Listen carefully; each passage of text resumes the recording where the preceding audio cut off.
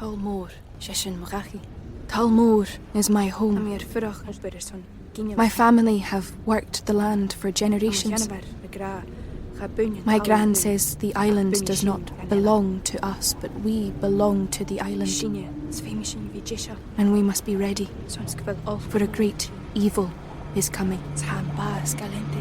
And death follows with it. Listen and subscribe to the latest season of Undertow, The Harrowing, a Storyglass production presented by Realm, available wherever you get your podcasts. With your long-forgotten name, we call upon you. We call upon you. In the words of the unspeakable language, we call upon you. We call upon you. By the spilt blood of the wicked, who walk upon this world sprouting the words of false idols, we call upon you. We call upon you. On the land of the dead harvest, that which brings the earth itself into your service, Yamal, we call upon you. We call upon you. We call upon you. We call upon you. Yamal calls upon you. The Sprouting, a Call of Cthulhu actual play podcast by Blighthouse Studio. Find us on your podcatcher of choice. Hey, everybody!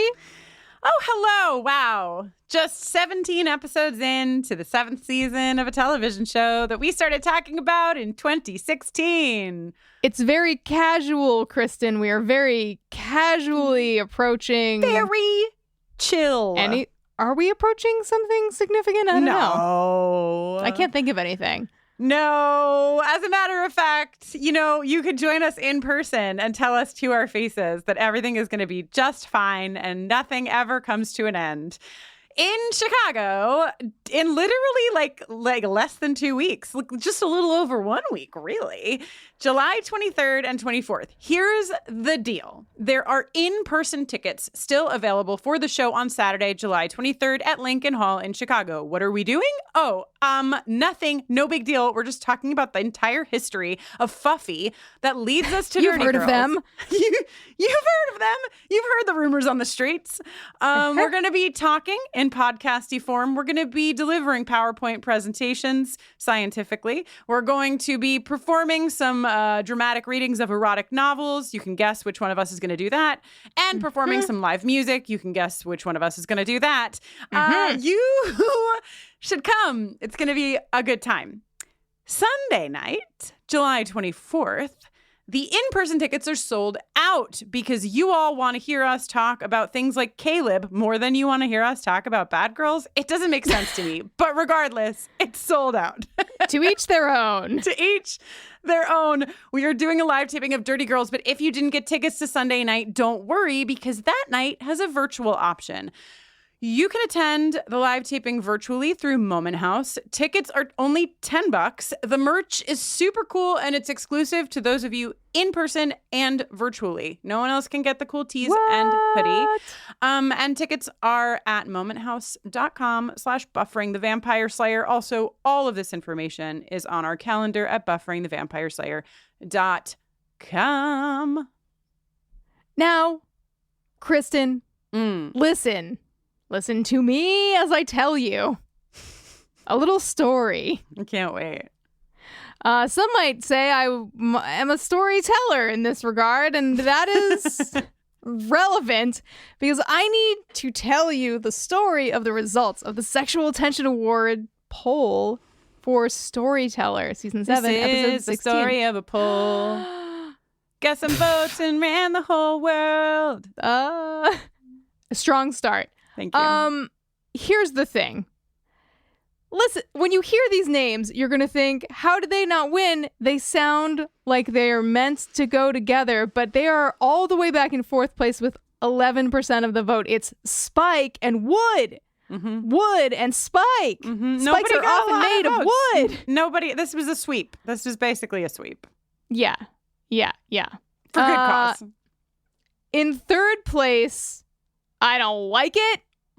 This deserves better, but here we are. Apparently the first place contender was just too powerful.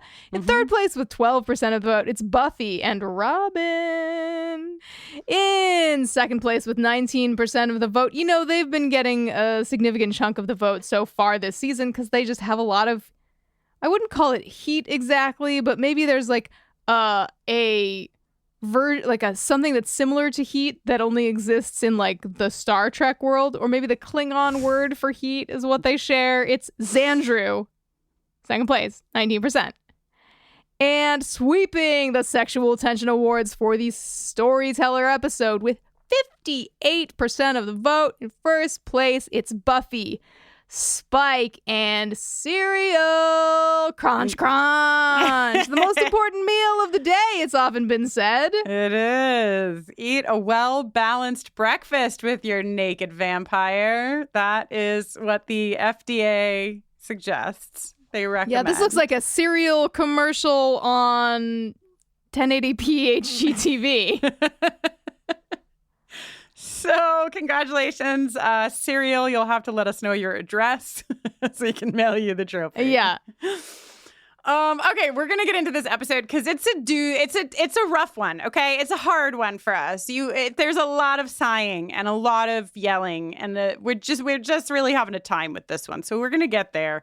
Before we do, just a couple of other things to note. One, hey, we're 3 episodes, almost 4 episodes into our new Yellow Jackets podcast on Patreon. It's called Doom Coming. Yeah. It's a good time. Jenny and I can't stop. Like, we literally can't stop talking. We just can't. We're so excited about it. We are 4 episodes in, about to be 5, into our new First Kill podcast, which is me and LaToya Ferguson, also on Patreon. We're having a good time. So my new favorite podcast. Come hang out. What'd you say? It's my new favorite podcast. I love it so much. Kiss, kiss, kiss, First Kill. That's right. Also, a very big thanks to Alba and Charlie Peppers, our listener. They both did a little mini episode. You can get the full episode in the link in the show notes. And there is a segment in this episode that you'll hear later on. Thank you to both of them for that. Yeah. And hey, one last thing. Instead of reading an email today, I'm going to tell you about something fun to do in Chicago if you're coming to be a dirty girl with us. If you're coming to Chicago or you just fucking live there or nearby, there's a super rad event that's happening in Chicago on Friday, July 22nd. Wow, you could have like a dirty girl 3-day weekend if you want. Wow. Our very own Facebook mod extraordinaire, Rosemary Maybe, is going to be performing in something called Suckfest. That's right. It's called Suckfest. It's described as a blood-sucking cosplay extravaganza. Slurp, slurp. So clearly this is something that would be of interest to many of you. Rosemary performing as Nadja.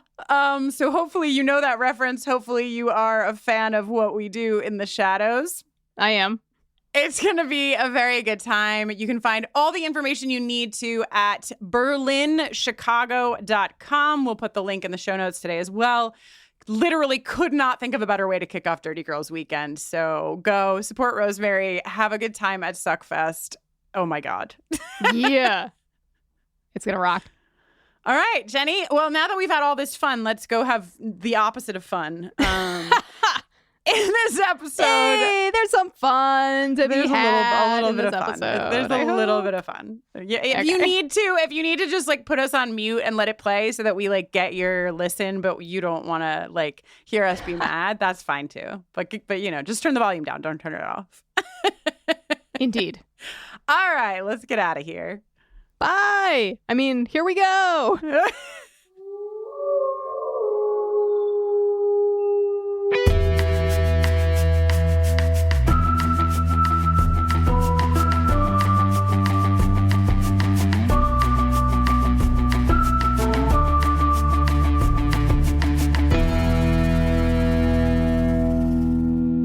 Hello, and welcome to Buffering the Vampire Slayer, a podcast where we are watching and discussing every episode of Buffy the Vampire Slayer one by one, spoiler-free, in tandem with those gals whomst, should they call me from LA and say they need me to come help them with something right away, I would go immediately without delay.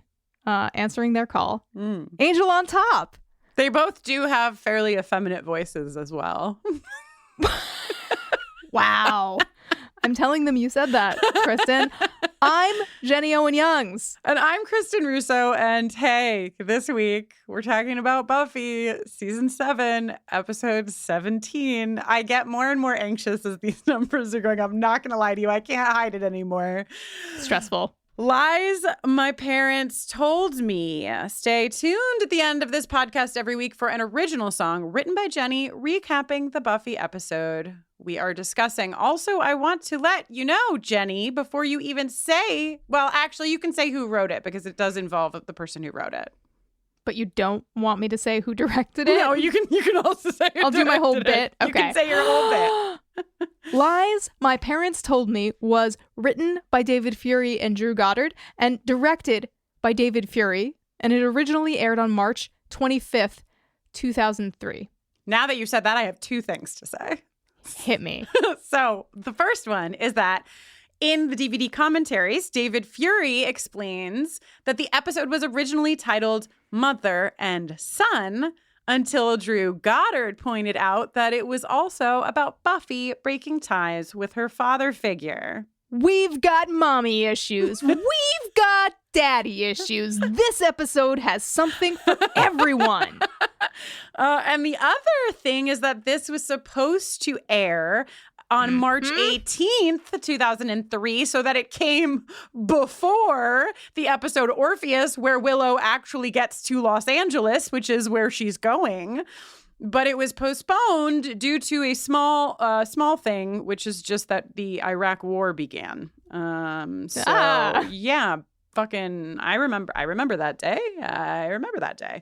And it moved to the 25th. So we saw it out of order. But luckily, we are so particular about everything that we are also airing our episode after the episode Orpheus aired in the Angel on Top feed. So you're welcome. Indeed. Previously on Buffy the Vampire Slayer, Giles can't believe they removed Spike's chip. Buffy believes Spike can be a good man. Robin's mom was a slayer who was killed by a vampire. Oh no, that vampire was Spike. Oh no, Robin recognizes his mom's coat that Spike still wears. Dun, dun, dun. You know, you can tell by the previously ons when it's going to be a nice, tight little episode, you know? Like, they were like, here's all you need to know. Spike, Giles, Robin, Nikki, go. And you're like, okay, we're going to focus in here, people. We're not going to try to talk about all of the fucking mythology and all of the history of everyone on the show all at once. Hallelujah. Yeah. Speaking of which, New York City, 1977. Oh my God. Peak punk rock Spike. Mm-hmm. Studs, leather, probably listening to the Sex Pistols. Mm-hmm. My parents are somewhere in the same city as Spike and Nikki, working at like MetLife. So wow. Yeah, they're just there. They're just hanging out. Maybe they rode the subway together a couple of times. My mom definitely would have had a crush on Spike. No questions. So wow, Spike could have been my dad. Okay, anyway, go on. Okay. So here's something we learn in this episode. We see Nikki and Spike fighting, but Nikki is not on patrol alone. Yeah. She's got little sweet tiny baby Robin with her hiding behind a park bench. This is a Central Park bench. Like, clearly they didn't shoot it in Central Park, but it just they did enough research for me to be like, yeah, that works. That looks like a Central Park bench. So I'm gonna imagine that's where they are. Maybe Riverside Park. I'll allow for Riverside Central Park, but it's I think we're on the island of Manhattan. Okay. Yeah. Right. And Spike is fighting Nikki. I don't think this is the first time, and we know it's not the last time, right? Did you get the sense? It feels like they've sort of done this dance before this moment. I thought this felt like their first, and that it was a to be continued.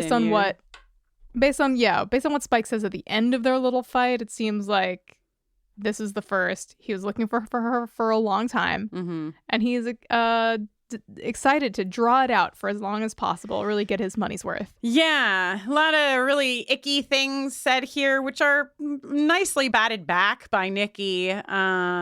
Spike talking about riding Nikki hard before he puts her away, which he means fighting, but we all know why this line was written this way. Yes. It's not cool. But Nikki, you sure about that? You look a little wet and limp. Which is she doesn't even know how deep of a fucking dig that is, because his own fucking mother used the word limp before he fucking slayed her. We'll get into all that soon. Early signs of demon fighting aptitude at a critical moment when Spike is about to win the fight. Robin distracts him by shoving a trash can over. Oh, yeah. Good job, Robin. Yeah, good job, Robin. He's so tiny. Robin is so cute. He's so cute. Yeah, a couple of things up at the top here. One, we never see children on this show ever, except for that one episode, Der Kinderstadt, the Moo episode. Oh, no, Der Kinderstadt and the Moo episode. Yeah. And any episode where we get tiny Buffy with her fucking doll, which is always right. Creeps me out. Okay, so first of all, I just want to ring a little toxic masculinity bell here at the top of the fucking episode with Spike. Actually, we kind of have a bell for that. The patriarchy and toxic masculinity go hand in hand, right? The patriarchy!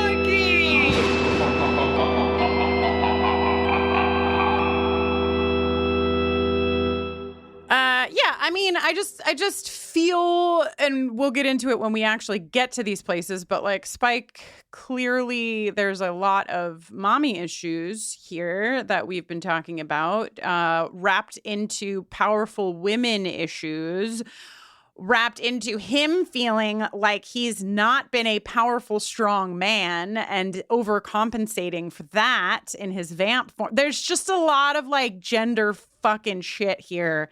Exploding in a toxic masculinity way. So, hey, Spike, you're problematic fave since 1888. When was he born?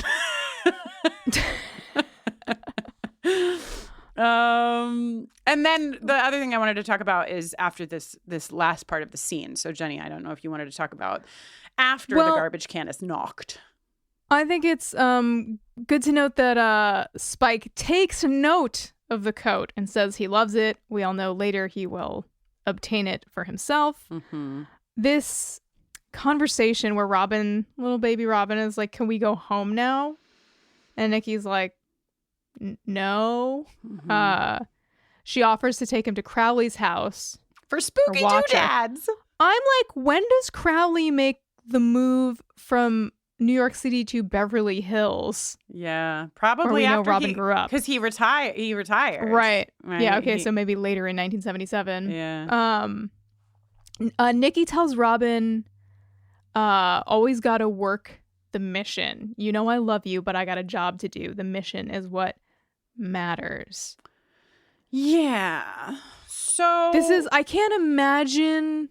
I mean, I can't imagine a lot of things. I can't even imagine being a vampire slayer. Hard stop. But to be a vampire slayer and also a parent. Have a single parent. A single parent. Here's something. Yet another thing. While we, the Watchers Council, are busy taking our own salaries but never compensating a slayer for putting her life on the line, let's also definitely not supply childcare. Mm-hmm. Oh, yeah, right. Yeah, fucking right. They don't even get a salary. Childcare. What a fucking joke. Are you kidding? I'm sure that not only do they not give fucking Nikki childcare of any kind, but they probably also didn't give Crowley a goddamn fucking penny.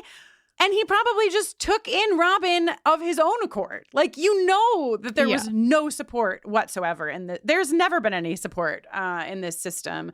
And I think and this will come into the conversation in many ways throughout the episode. But this is a single Black woman raising a son trying to also at the same time save the world. Okay, so like just in that sentence, you can see how there's some shit packed in here that like probably deserved more exploration. And certainly did not deserve, in my macro opinion, and I think in many people's macro opinions, the treatment that it gets here. Because this line that you said, Jenny, always got to work the mission. You know I love you, but I got a job to do. The mission is what matters, right? Is used in the rest of the episode as a tool to say that Nikki was putting the mission first ahead of Robin, her son, and it is never challenged by anyone, including the character of Robin as written on the page. And it's so fucked up. And it's so fucked up. At one point, he's like, you know, your mom chose to like basically do this. And it's like all she really had the choice to do was walk away from the job that had been given to her. She did not ask to be a slayer. No one who has been a slayer has asked to be a slayer, okay? So the fact that like this was what she was dealt and she's doing her fucking best, supporting her kid, patrolling, trying to fucking keep us all safe, including her son. Oh, I am so mad. I am just so fucking I can't mad. even with what Spike gets up to at the end of the Spike, right? And like episode. clearly, there's like a lot of like specific ridiculous shit that happens, but just this idea that, and most of this episode, we get this flashback that includes Wood, but like for the most part, almost all the flashbacks are just Spike's history with his mom. Like we get this full detailed picture of all of the nuances of relationship that are happening there, and we get like this little like tiny little snip of Robin and Nikki. And so I not to come out swinging, but also my name is Kristin Nolene Russo, so it's kind of my deal. Yep. This is a really cool transition to adult Robin, I think, before we go to the alley. Like baby Robin goes back in the rain in his little boots to pick up the steak, and then cut to the present, and Robin also has a steak in his hand. He's out with Buffy and Spike. They're doing a little patrol. Robin is in danger, and then Spike stakes the vampire that's attacking him from behind with a shovel handle that doesn't seem to me like it's been sharpened. So think about the amount of pressure. Strength. Yeah. Horrifying. That would be required to puncture like a undead body with a blunt shovel handle. Spike's all like, "Don't be afraid to use the stake." And as he walks away, this is a silly thing to me. It's really goofy. We see Robin's hand and he's squeezing the stake so hard that his hand is bleeding. It's so goofy. This seems so impractical. Goofy. It's gonna negatively impact your stake usage and deployment in the future. Just doesn't seem. Oh wait, but does this mean Robin is left-handed? Ooh. I don't know why that's hot to me, but it's hot to me too. Why? Write to us at bufferingthevampireslayer@gmail.com of why we think left-handed. Has this ever happened to you? It's probably just because we want to hear your story. Queer, and left-handedness is definitely the queer-handedness. True. Yeah. You know. A couple of things. One, just something that I noticed, and I was proud of myself because usually I read continuity things or like whatever, not continuity, but like flubs in the filming. And I didn't read this. I just saw it. When Robin gets thrown up on top of the garbage cans, he has the stake in his left hand and it falls. And then the next cut, he's on the ground and he's got the stake back in his hand. So it's not a big deal. The only big deal is that I saw it by myself without any help. Congratulations. Thank you. Okay, so way later in the episode, we're going to have a little snip of a conversation that Alba had with our listener, Charlie Peppers. And it is going to talk about a couple of things, but this idea of Wood being the character who does not have control over his emotions and is acting just like purely on adrenaline and vengeance and can't see straight, versus Spike, who is like able to like process his stuff and clearly move forward and da-da-da-da-da-da. It's sort of set up here, right? Spike is like so calm. This seems so backwards when we think about the fact that Spike is recently re-ensouled. He's like surging with feelings and memories and things that he hasn't had to deal with, in 100 years. And Robin has been like slowly, methodically maneuvering himself into this position for his whole life, essentially. Yeah. It definitely feels like somebody made a whoopsie. Yeah, at least it's just too far. It's just taken too far. So Spike says, "Don't be afraid to use it." And in this moment that Jenny just described, fucking the camera like zoom. It doesn't really, but in my imagination, the camera like zooms in on Wood's face, and he's like, "Just waiting for my moment." Bam, bam, bam. Credits. So overdramatic, so unnecessary. Give us the nuance of story. The name of the show is Buffy the Vampire Slayer. That's the point. Yeah. Oh my God. Actually, perfect. Out of the credits to more melodrama, which actually is kind of funny because we immediately go from that drama to once again Wood pulling down a mini blind and peeking out. He's like, I've seen this show before, and if there's one way I know to access drama within it, it's to really work the mini blind angle. God. He's like, if I can't have angel lighting, I'll at least work the mini blinds my own way. Indeed. School has calmed down, right? We just came out of Storyteller where there was a full war happening at the school, but then the seal was closed and now things are back to normal. The swing choir and the marching band have gone back, Buffy says, to their normal, healthy, seething resentment.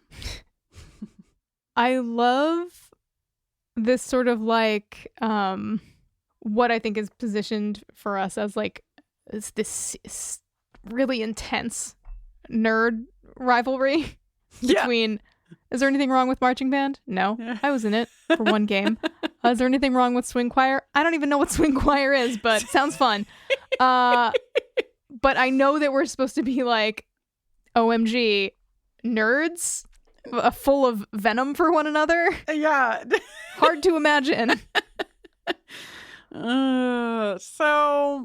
Oh my God. This scene has a lot to give us, actually. I think that this is from top to bottom, it's really a very fun scene for me.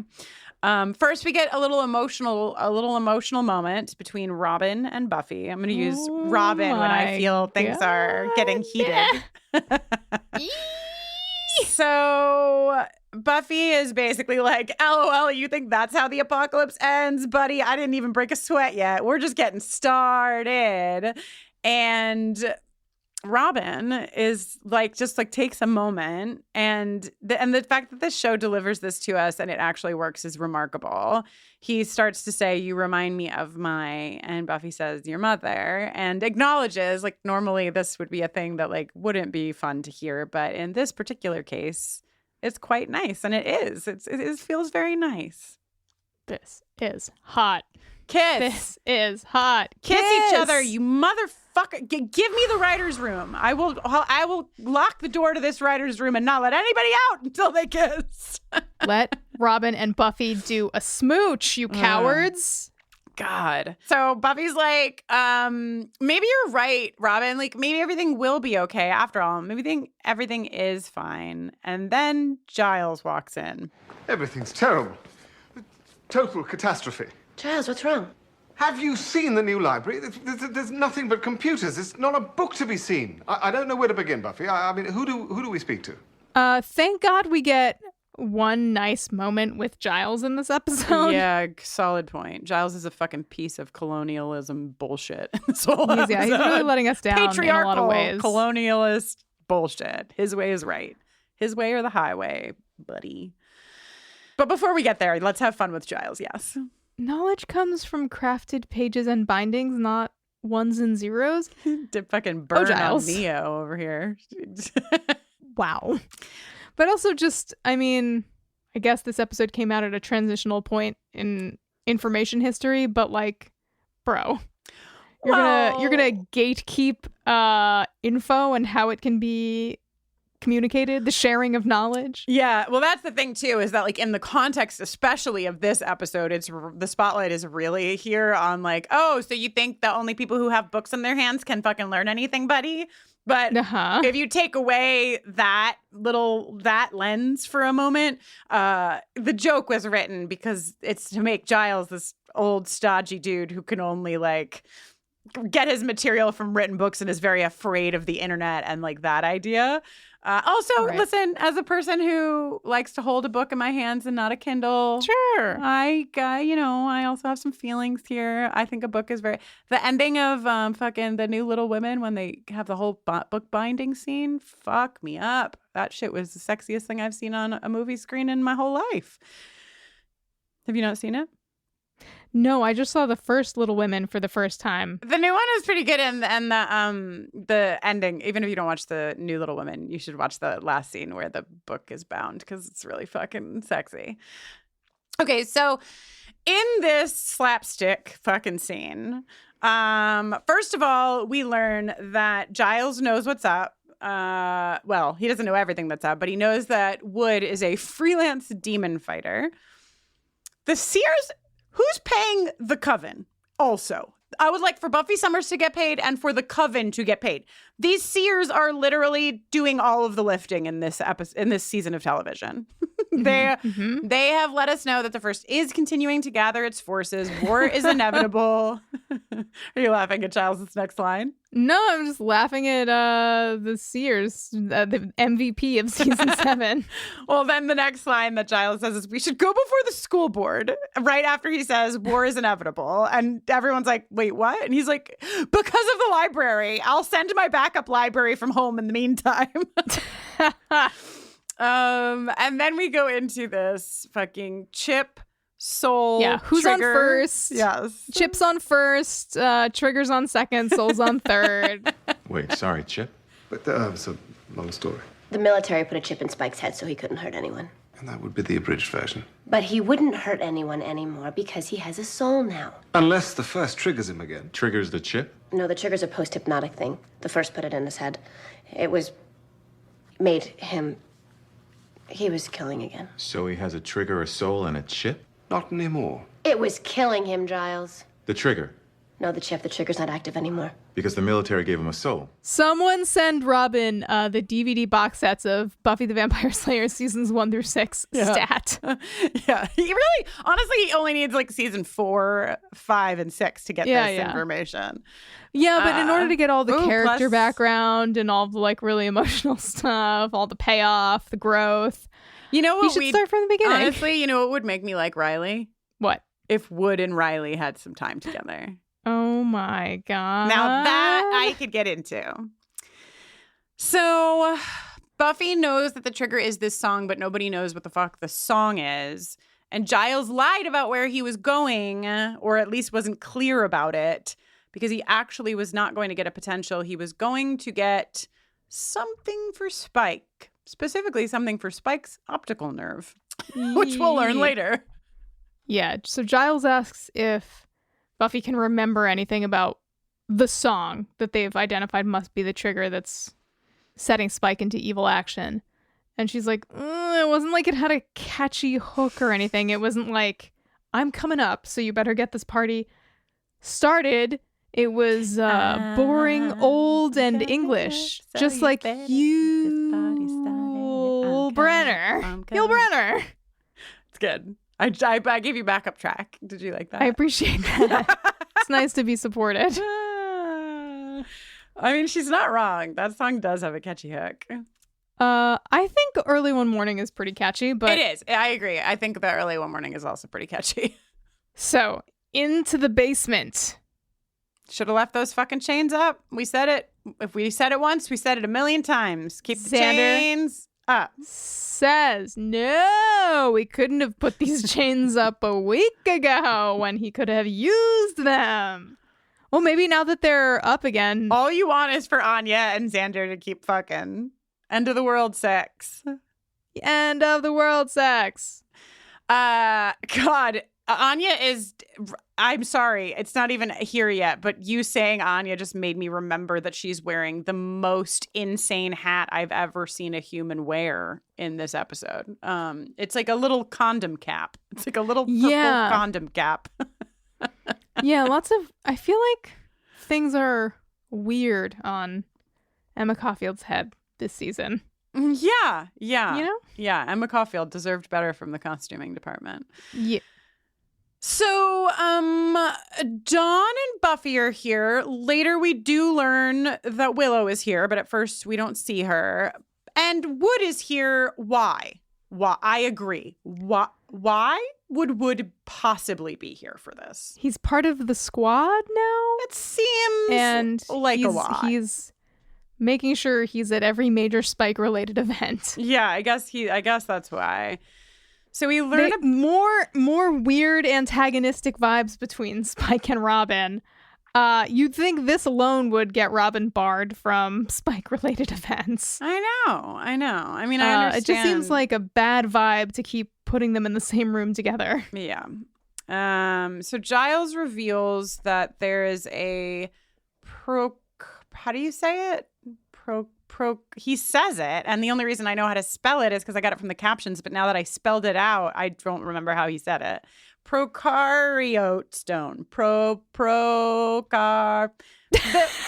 the thing that really fucks me up with this word is that it's a real word. When I was typing it in to text Jenny my sexual tension award contenders, I don't know if that one will make it in, but when I was typing it in, Siri was like, "Do you mean prokaryote?" And I was like, "How the fuck does Siri know this goddamn word?" Which made me Google it, which made me learn that this word that I can't pronounce is a single-celled organism that lacks a nucleus and other membrane-bound organelles. Wow. Yeah, organelles. Organelles. That's right. You heard it here first. Wow. Those are probably lady organs, if I understand how language works. Yeah. When a man has an organ, it's an organ, but when a lady has an organ, it's an organelle. Or an organette. Yeah, but so this thing is like a stone until Willow says a spell, and then it's like a slug, and it goes inside Spike's head. This is hate it. Oh my god! Right before it goes in, Spike says, "With all the stuff everyone keeps shoving into my head, it's a wonder there's any room for my brain." And Giles, giving us his one other good thing for this episode, says, "I don't think it takes up that much space. Do you?" But also, like, the way that Giles says this, is the reason that we like it is because it indicates a history of relationship between them. Like, that's... That's what's remember when they were roommates? Yes! And remember when Giles was able to understand that there's a gray area between the evil and good? Like...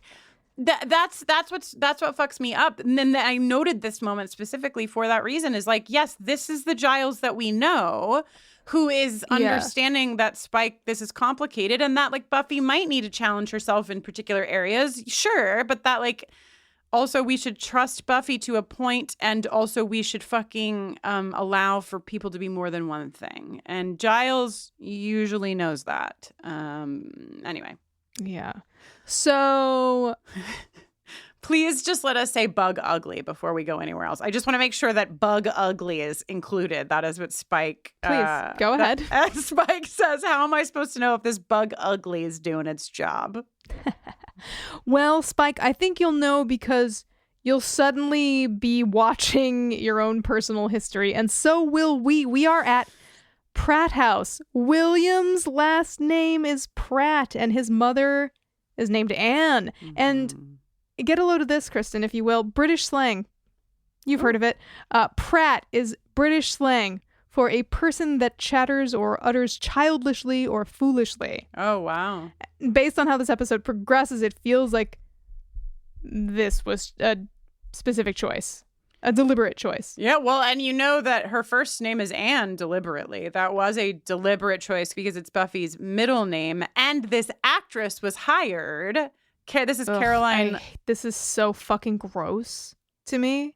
Yeah. But I mean, but also that's the whole point. They have made this gross. Okay. Yeah, please finish the sentence. Sorry, I didn't mean to. They all know where I'm going. Caroline Lagerfeld, I think is how you say this actress's name. And she was literally hired because of how much she looked like Sarah Michelle Gellar. Like they wanted this overlap of they wanted to really double down on mommy issues here, which I agree. I think it's really a lot. Can I just say a couple of things about this actress? Yeah, please. So, first of all, this is a badass actress. Television-wise, she is known most for Gossip Girl, a show that I have not seen, to LaToya's deep disappointment.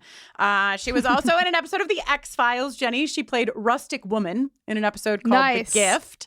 And she was in 90210, the original, as Sheila Silver. This is David Silver's mom. But past that... she is a major theater human, which is so exciting to me, knowing James's theater history. The two of them, because she is like won an Outer Critics Circle Award, an Obie Award, fucking nominated for a Drama Desk. She has been in 9 Broadway shows. She was in fucking... Like, literally, the prime of Miss Jean Brodie opposite Cynthia Nixon. She was in The Constant Wife with Ingrid Bergman and a then unknown Sigourney Weaver. Like, this lady has fucking done some serious acting. And, like, would be exciting no matter what. But I just thought, oh, how fun that, like, James was a stage actor and Caroline is a stage actor, and they get to do these, like, fucked up scenes together. Very cool. So... when we enter the scene, we see William reading poetry to his mother. And she's all like, oh, this Cecily you're always writing poems about. Is that, I assume, the only Cecily in town? The Vengeance Demon Cecily? Is that who you mean? And she's like, oh, it'd be so great if you had a woman in your life. And he's like, I have a woman in my life. Oh, boy. Oh, boy. Then she coughs some blood into a handkerchief, and Spike asks if he should call Dr. Gull. This appears to be, according to the Wikia, a reference to Sir William Gull, who was a physician, attended the family of Queen Victoria, and who was one of several prominent Jack the Ripper suspects. Yeah, good thing Dr. Gold didn't come our way, you know what I'm saying? Could have been short one kidney by the end of the day. Indeed. William sits down on the floor next to Anne, and she starts singing Early One Morning to him. Aha! A root! Oh no, his eyes change from past William to present Spike. Vampire. Yeah, he wolfs out. Oh man. I mean, technically he vampires out, but it's a lot more fun to say wolfs out. Go on. He attacks Buffy. He throws the bed, which hits Dawn. The worm wiggles out of his fucking eye as he's like fighting against the chains. Buffy and Spike make a moment of eye contact of like, oh, that was fucked up. That was fucked up, right? That was fucked up. And then we zoom in on Wood, who's still mad and full of vengeance-y feelings. Yeah, good thing he's not holding a stake right now. Just every act of the show before the commercial ends with him gripping the stake again and bleeding. So this is weird. Spike and Buffy, like their attitude is just sort of like Spike should be unchained immediately. Yeah. And this feels in complete conflict with like everything both of them have done and said in this season up till now. I agree. I have a little room for Spike, just given that he's like, I think, overwhelmed with what he's just like seen, and we don't know at this point what he's remembering, but we know, you know, later that he's remembering fucking killing his mom after he'd sired his mom. So like for him to be like, get me out of these fucking chains, I have a little room for. But normally he would not be like that at all, having just vamped out and hurt Dawn and almost hurt Buffy. But Buffy wouldn't. Hard stop. Yeah. Yeah. And he tells the group that he heard early one morning the song was in his dream vision experience. And Robin's like, what does it mean to you? This is a funny delivery from James. He says, my mom used to sing it to me when I was a baby. He's like so embarrassed. Oh yeah, definitely not when I was a grown man reading her my poetry. But he's just like so self-conscious of like ever having been not Spike, you know? A baby. Up in the living room, Kennedy, Rona, and Anya are talking about like what's up with Buffy letting Spike live with us with an active trigger? And Anya's like, he gets this like get out of jail free card. He could slaughter like 100 frat guys.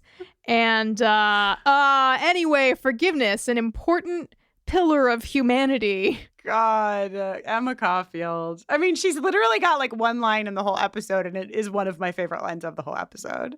It is good. Yes, making the good point that everyone on this show has been evil at one point. How can we trust anyone? Rona, solid point. Kennedy, solid point. These ladies have solid points. I do not think that Spike should just be chilling wherever the fuck Spike wants to chill, and not because I think that he's not a good man, but rather because of everything we're saying here. He has a fucking trigger implanted by the First, and we know the First is just waiting to use it at the opportune moment. Yeah, just come on, guys. Just seems like very reasonable. Yeah, to take precautions against that. Ring-a-ding-ding. Go on. The phone's ringing, Jenny.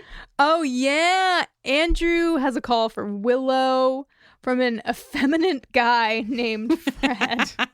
Oh my God, we know a guy named Fred. She lives in Los Angeles with Angel. Her full name is Winifred, in fact. Those of you all who are not watching Angel and listening to Angel on Top, here's an example of you missing out. Yeah. Yeah. If you're not, you should be. Because I will say, getting to go from Lies My Parents Told Me to Orpheus to Dirty Girls is a good time.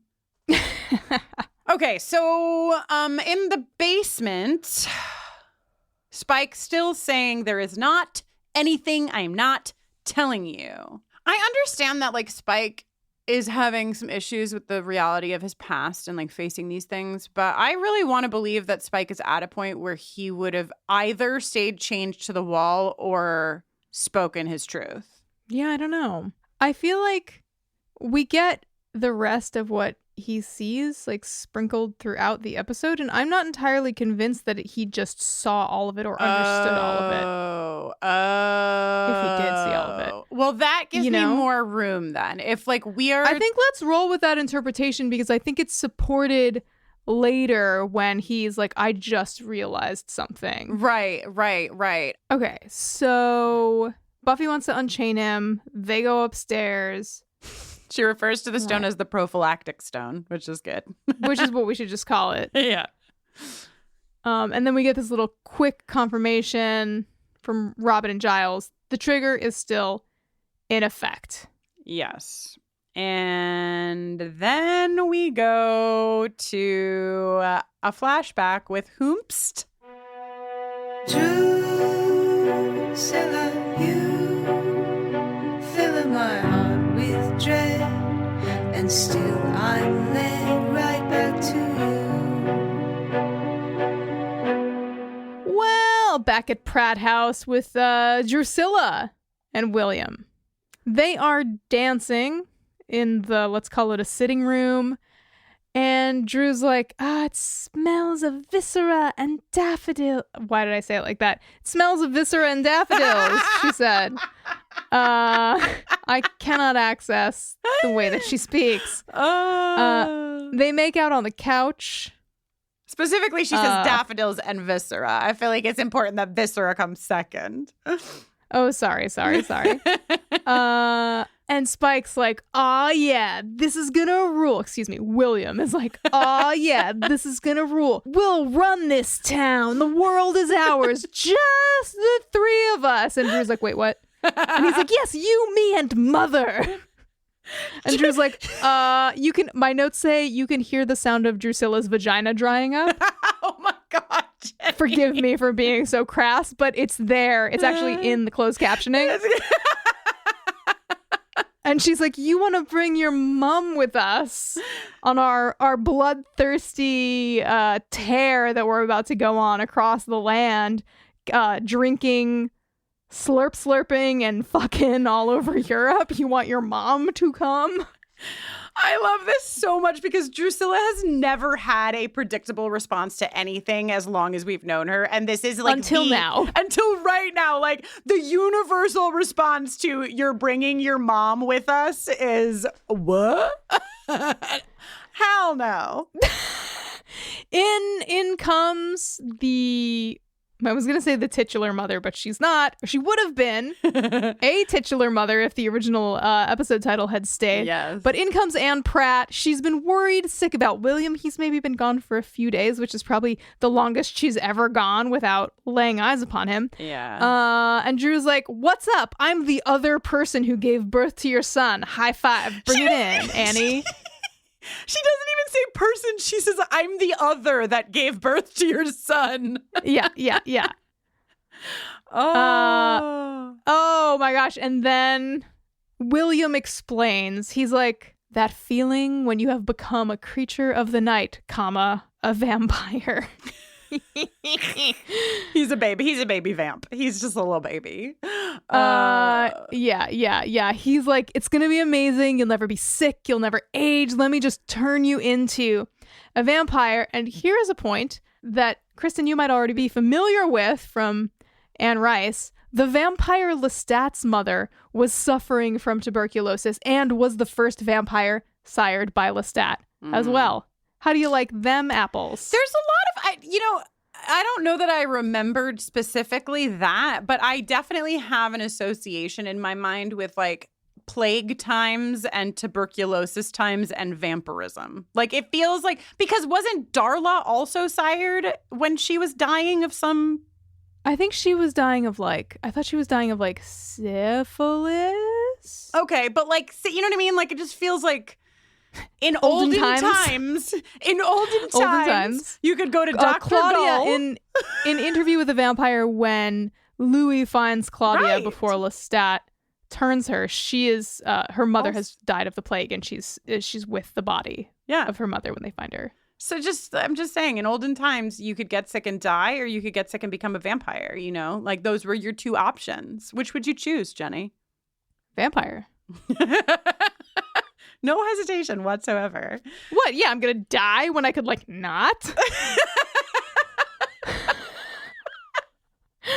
What are we talking about here? What are you going to pick? Well, I mean, probably I'd wind up at vampire, but I feel like I'd be weighing a lot of, forever. I guess I could always stake myself when I was done with it. Kristen, think about it.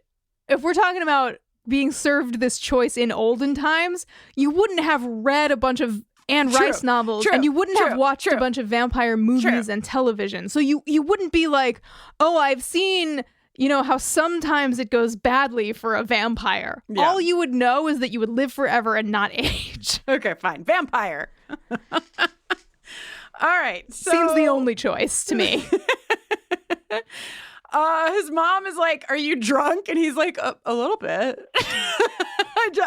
Yeah, that's beside the point, Mom. Yeah. My last note for this scene is puke. He says, we'll be together forever. It only hurts for a moment. And then he bites his mom. And we have been trained for seasons to witness siring as doing it. And so I cannot with this. I don't like it. I didn't want to see it. I would like to unsee it. It's not okay. Goodbye. Yeah, just moving forward quickly. Quickly to the basement. Oh, to the basement. Willow has to take off for a day or two. Nothing you need to worry about, Buffy. I just have to go see about a girl. She just has to go in Los Angeles. She has to go see Fred's bells, She's just got to go see some bells that Fred has. Yeah. Willow does say, maybe I'll even bring back some good news. Yeah. Can't wait to find out if she brings back what kind of good news she might come back with. Good news. Okay, That was such a ladylike chainsaw effect for you. Yeah, it's for Willow. Yeah. So I got a little ahead of myself a few minutes ago. This is where Buffy's like, I'm unchaining Spike. And Giles is like, think about what you're doing. And Buffy's like, I have. And she's like, not interested in what he has to say. And Buffy and Spike exit. And Robin's like, hey, Giles, I bet the first is just waiting for exactly the right moment to use Spike's trigger. It doesn't sound very safe. Oh, by the way, I was raised by Bernard Crowley, your colleague.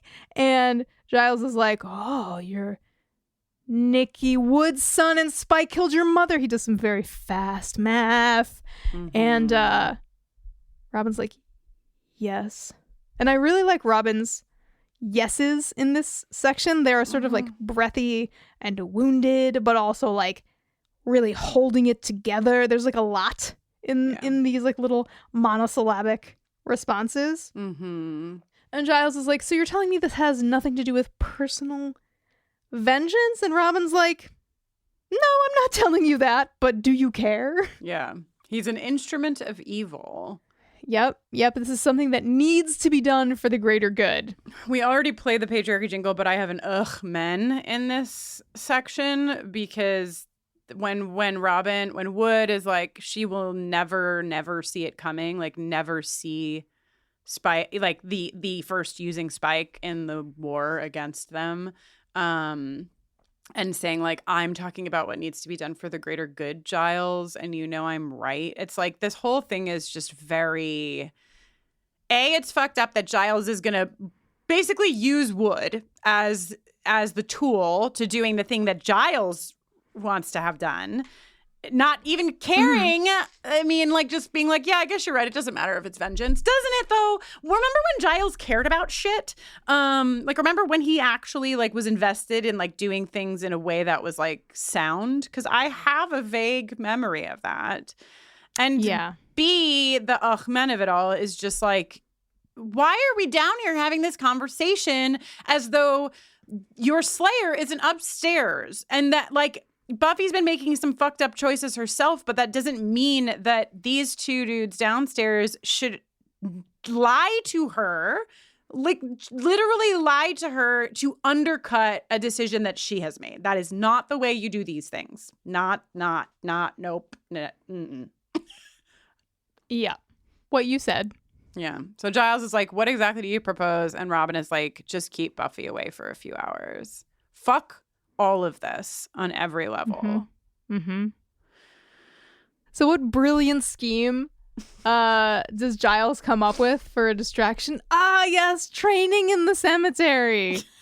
The fact that Buffy even agrees to this is wild. Yeah. Buffy's like, why are we having a little training session right now? And also, why did we leave Spike with Robin?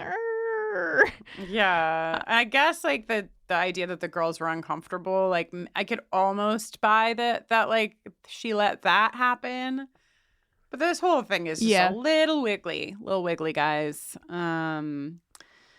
Here's Giles telling Buffy she has to look at the big picture. If you're gonna be a general, you have to make difficult decisions. I thought if you were gonna be like a leader of any kind, you had to wait until your Slayer was emotionally like vulnerable and compromised, and then you should just move to a different country across an ocean. I thought that was like real leadership. Yeah. No, I mean we should take a memo from old Giles. Really this has to be one of his worst episodes since abandoning Buffy. It's rough. I mean, because it's what he's doing again. It's just like, remember Helpless? And remember, like, the arc that we saw in Giles's character inside of that one episode? Yeah. To cast that to the side at this late in the game, it's just upsetting. It's upsetting that Robin is implicated in this. It's just this whole... My next note is crosses akimbo. I don't even know if I used akimbo right, but it's what came to me when we went into Robin's sanctuary. Did you mean a go-go? Maybe. What does akimbo mean? Picturing diagonality with hands on the hips and elbows turned outward. Flung out wildly or haphazardly. Okay. Well, the crosses are flung out wildly and haphazardly, but don't worry. Kristen and I took a moment to do that with our arms, both of us, on Zoom. So we fully understand the concept now. We have grasped it. We understand. It's been a little lesson, a little interior, inside the pod, little lesson for Jenny and I. But I actually do prefer cross as a go-go, so we'll go with that one. Cross as a go-go in Robin's garage or whatever. He's just got 1,000 crosses and 1 iMac. That's what's inside of this. Oh man, I can't believe it's like this kind of iMac. You know what I mean? What a treat. The mouse, the like little round mouse with the clear clicky. Yeah. He's also got iTunes 1.0 loaded up and open. Ready to go. That reminds me, Kristen, I recently obtained a new laptop, as you know, and I just realized that those fuckers U2 got me again. No. Their stupid album is back in my iTunes library. Are you fucking kidding me? They still are doing that shit? Yeah. Can you believe it? That's why I don't like U2. I literally do not like U2 solely for the reason that they crammed their music in my ears when I didn't ask for it. I never gave consent, and I feel upset. And I will never forgive U2 for that. I cannot believe that shit's still going on. Holy fuck. Okay. Support for the show comes from Prose. Prose is the world's most personalized hair care. How personalized? By analyzing over 85 personal factors, Prose determines a unique blend of ingredients to treat your exact concerns. You start by taking their online quiz and give them information about your eating habits, the damage level of your hair, what kind of exercise you do, what's your zip code. That's my favorite one because every environment is not the same. Humidity levels, pollution levels. There are so many factors to take into consideration when you're thinking about how best to care for hair. I've been using Prose for a while now, and I have to say that the change to my hair over time has been that it's been more manageable, smoother. I couldn't tell you the last time I found a split end in my hair. My scalp feels healthier, and my hair stays cleaner longer. Prose also offers a variety of scents, so you can really customize not just the treatment of your hair, but also the scent you'll experience throughout the day. My scent of choice is called Corsica, which Prose calls fresh and aquatic. It's got Anjou pear, peony, and cedar wood. It's kind of beachy, springy, fresh. A nice, light scent. I love how it smells. Friends, Prose is the healthy hair regimen with your name all over it. Take your free in-depth hair consultation and get 15% off your first order today. Go to prose.com/Buffy. That's prose.com/Buffy for your free in-depth hair consultation and 15% off. As a podcast network, our focus is bringing you shows you love to listen to. But we also sell merch related to those shows. And partnering with Shopify has made that both possible and simple for us to do. Shopify is the global commerce platform that helps you sell at every stage of your business. Whether you're selling scented soap or offering outdoor adventures, Shopify helps you sell everywhere because they've got you covered from their all-in-one e-commerce platform to their in-person POS system. What's so fantastic about Shopify is how, no matter how big you want to grow, they provide everything you need to get control of your business so you can take it to the next level. Businesses that grow, grow with Shopify. Sign up for a $1 per month trial period at shopify.com/realm. That's all lowercase. Go to shopify.com/realm now to grow your business, no matter what stage you're in. Shopify.com/realm. Support for today's episode comes from OneSkin. Did you know that your body starts accumulating senescent cells as early as your 20s? Also called zombie cells. These cells stop producing collagen and hyaluronic acid like they used to, and start secreting an inflammatory substance that makes neighboring cells dysfunctional too. There is an answer for these zombie cells though, and it comes from our friends at OneSkin. OneSkin was founded by an all-woman team of scientists, and is the first and only skin longevity company to target cellular senescence, a key hallmark of aging, with their proprietary OS1 peptide. It's scientifically proven to decrease lines and wrinkles, boost hydration, and help with the thinning skin that often comes with age. And for a limited time, you can try OneSkin and get 15% off using our code BUFFERING when you check out at oneskin.co. I've been using OneSkin's OS1 face and eye topicals for months now, and I have seen undeniable results. My skin feels healthier and brighter. I'm a big fan of their products, and I'm happy to recommend them. OneSkin is the world's first skin longevity company. By focusing on the cellular aspects of aging, OneSkin keeps your skin looking and acting younger for longer. Get started today with 15% off using code BUFFERING at oneskin.co. That's 15% off oneskin.co with code BUFFERING. After you purchase, they'll ask where you heard about them. Please support our show and tell them we sent you. Before we talk about Cross's Akimbo Agogo, I just want to note a couple things from the previous scene's conversation between Giles and Buffy. He says if you're going to be a general, you're going to need to make difficult decisions regardless of cost. And she says, look at the way I've treated my friends and my family and Andrew, who defies categorization. And this is funny, but it's also interesting to think about Buffy being like really in tune with how she has the way she has been lately. Yeah. And that it's intentional, that it's a choice, because I feel like we've kind of been watching the season sometimes feeling like, ooh. Right. She's not in touch with herself or whatever, but she really is, and she's being strategic about the way that she's talking to people, which interesting way to think about it, and just want to hold on to that awareness as we move forward. Yeah, I thought a lot about what we've seen Buffy do also in context of how Giles is coming down on her right now as well. Like, I stick to what I said in previous episodes, that like I'm not going to give Buffy room to behave the way that she has behaved in the past. I have sometimes because of the pressure of like whatever. But I do think that it's just really important to remember that not only is she feeling the weight of the world, but like we are led to believe by this episode that Giles is telling her that she has to do really fucked up shit to her family and friends in order to win this war, which has really not necessarily always been his way.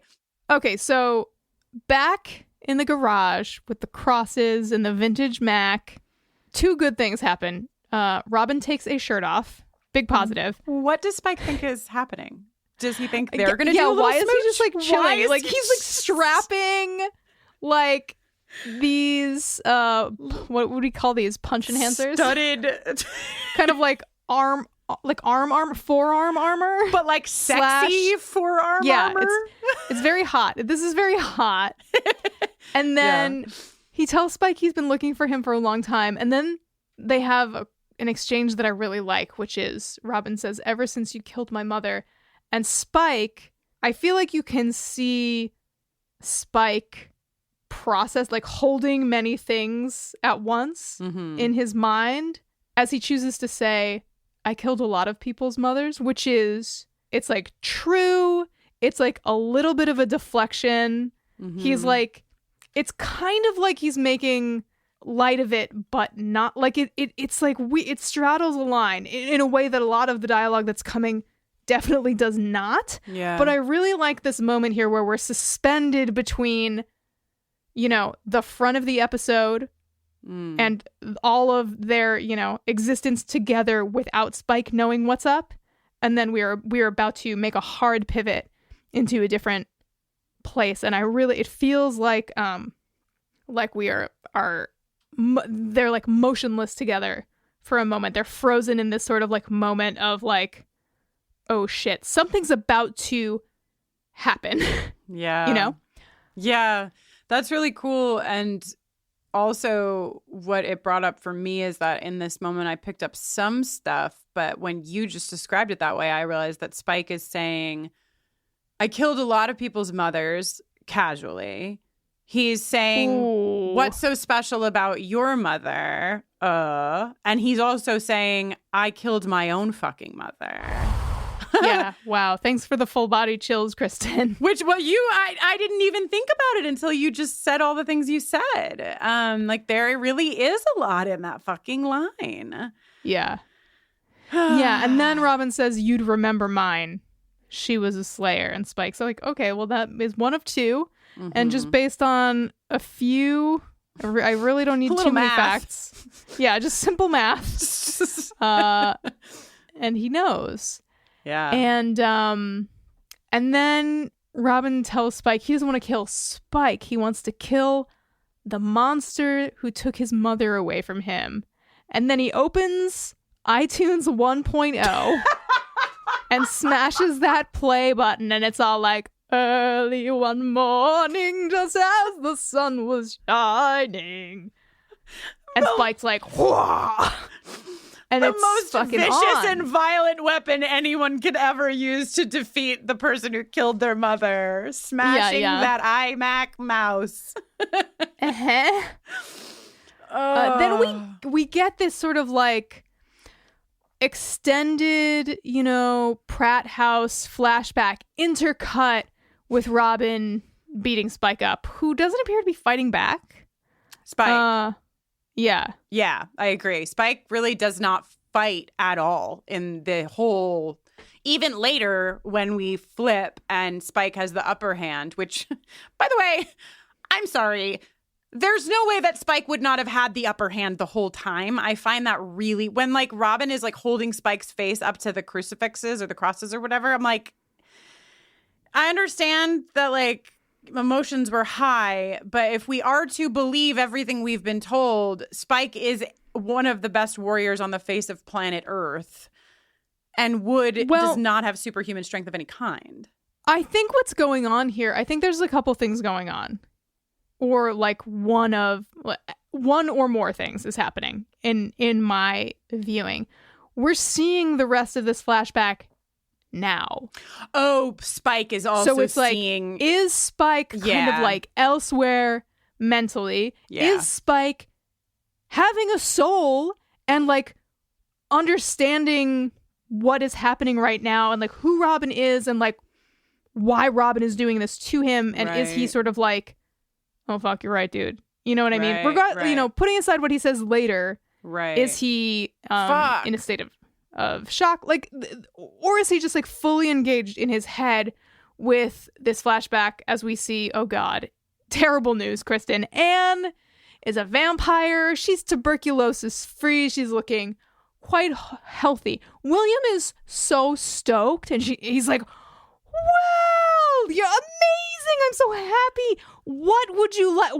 Whatever you would like. Let's make sure that happens for you now. And she's like, well, my number one fave thing would be to get the fuck away from you. Stat. And she does the worst thing she could do to him, maybe, until some other stuff she does right after, which is to quote his own poetry back to him viciously. Oh my God. Mockingly. Says twaddle. The word twaddle is used. Yep. Listen, can I pause you? I know you're on a roll right now. I don't want to take you off your course, but I just realized something, and it felt like a big revelation for me. And then I also kept thinking about it, and then got even more confused. So I just want to bring it all to the table for help. Okay. Because the first thing that I realized was, remember how we were having that conversation at the top of our pod episode where we were like, did he know that he killed his mom, or did he not? Like, when he first remembered the song was attached to his mom, like, did he know it all then, or was it being revealed to him over time? What I realized is that Spike has never had a soul and had this memory.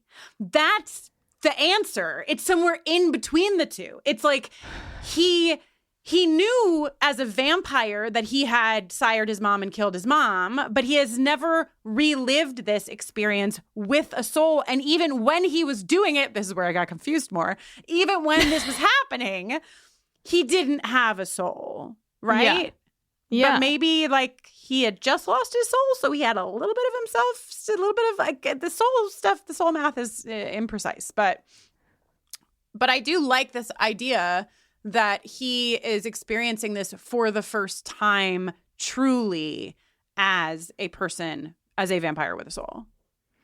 Well, he also, now I'm thinking, Kristin, and this might, quick sidebar, because later he says that it's been weighing on him for some time, but I feel like what has been weighing on him is like the shitty stuff that his mom said to him, and not that he actually killed his mother. Right. I don't know. Yeah, complicated shit. Anyway, sorry. I just like, I was practicing like the biggest act of patience that I was capable of by like not saying that while you were talking. Well, when you made it like 50% through I made my it like halfway. paragraph, that's huge for you.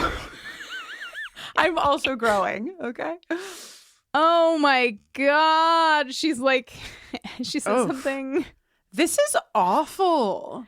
Ever since the day you first slithered from me like a parasite, if I'd known what this would be like, I would have dashed your brains out. Like, this is fucked. I prayed that you would get a girlfriend, but who could hold a candle to your housebound mom? A captive audience for your witless prattle. Oh. Prattle. I see. Yeah, this is fucking awful. This is fucking awful. And this is, I've kind of said it a few times without saying it directly, but like, this shows mythology, this shows lore, has always told us that when you are a vampire, you still have the core of yourself. We've seen Vampire Willow being kind of gay. We've seen like fucking Angel and Angelus and like how that's connected to the Liam of it all. Drusilla, clear example of how who she was before she was sired manifested in her vampire form. So I'm gonna imagine that fucking everyone in the writer's room fucking knew that this is the mythology. How are you gonna give us this much of a shift without us believing that the real truth of fucking William's trauma and Spike's trauma is that his mom was a fucking monster? I'm like, this is the only thing that you can come out of this believing. Like, I don't know how you could do any other math here. This is not that like she became a vampire and suddenly was a different person. This is that his fucked up relationship to his fucking mother was because his mom was really fucked up. He grew up with this mom that had like a lot of really fucked up feelings and whatever. And that's the only way I can interpret this. Yeah, I don't know.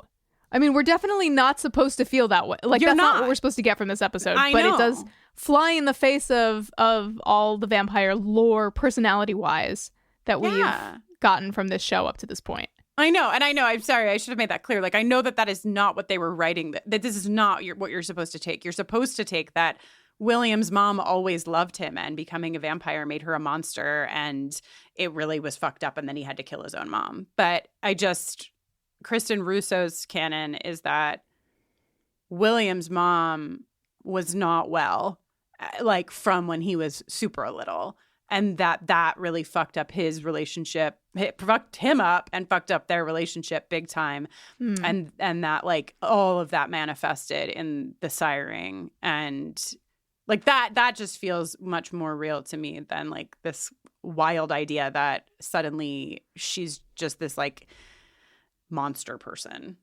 We've never seen that before. So I'm sorry. I don't mean to like take us off of like the script of it all. But this episode is like very dense. Yeah. And like, honestly, we have other scenes to like go through or what have you, but I think there is, so I mentioned at the top of the episode that Alba and our amazing listener, Charlie Peppers, had a conversation and that we were going to pull a little bit of it in. And I think this actually might be a really great place to pull it in because, you know, in a macro way, what we're digging into is how much we're given with Spike and Spike's mom and how much the writers want us to empathize, sympathize, side with Spike. Mm-hmm. Right? Which is like fucked up and confusing for a million reasons. But a huge reason that it's fucked up is that we have this like Black character finally given some space in the show. And then in this one episode, despite the fact that his mother was killed by this vampire, is still painted as the character that we shouldn't empathize. That Buffy literally in the end, and we will talk about it more when we get there, literally is like, sorry, bud. Sorry. So let's just hear a little clip from their chat, and then we'll come back into the timeline. Hi, Charlie. Hi, Alba. I am so happy to have you on as a screenwriter, community organizer, wonderful overall person, to talk about this episode, Lies My Parents Told Me. Something that bothers me about the Woods writing particularly is that the writers left him as this 4-year-old child who is avenging his mother. They're not writing him as this like 35-year-old educated, intelligent man who is trying to fight evil. You know what I mean? and what he understands evil is to be Spike. I feel like he wasn't given the same nuance that Spike is given as he's processing it. Like Wood in the episode gets doubly rejected, right? Kind of like how Spike does in Fool for Love, where we see Wood kind of get rejected or like feel rejected by his mother in the first scene with Nikki saying like, the mission is what matters. Like, this is important. I have to go fight Spike. And then Buffy at the end saying the mission is what matters. Right. And Wood doesn't get to heal that mother wound. Two things can be true at the same time. Wood, yes, he grew up, he was raised by a Watcher, but I think that he also put Buffy on the same pedestal that he put his mom. And once he saw Spike threatening the closeness that they had, something in him got a little unhinged. So from a writing standpoint, I could see where the writers were going with that. But at the same time, as a Black man, one of very, very few in the Buffyverse, they skipped over just the discernment he could have had about it, the hard conversations he could have had about it. Like I think maybe him going to somebody else along with Giles and kind of getting what the group felt about it. The fact that he went to a white man to kind of figure out how to get this other guy out of the picture. Wood definitely understands proximity to whiteness and so he capitalized on that.